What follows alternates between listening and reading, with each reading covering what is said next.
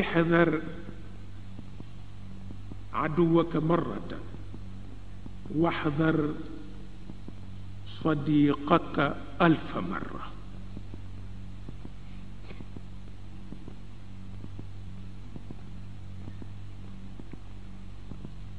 dañu ni booy wattu sa noon rekk def ko benn yoon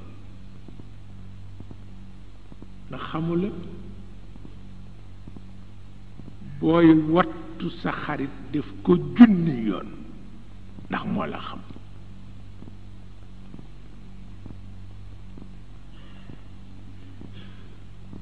waaw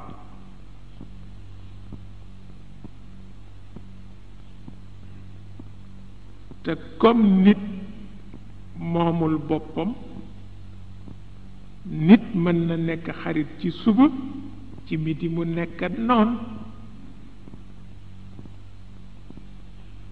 bu fekkee ni booba fekkul nga mët gu day na ci sa dund la nga ko ca war a jox rekk nga ko war a jox parce que bokk na ci dignité lu la nit jege bu ko jox ci sa bopp la ko warul jox ndax bis bu xarit ga yàqoo rekk mu gaañ na.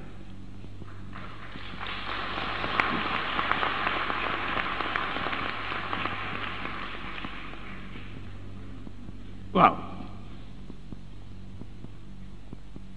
moo tax baay beeg yaay jeeg xarit beeg kilifa geeg ñépp ku ci ne sédd ko rekk la nga ko war a sédd du bàkkaar wattandiku la.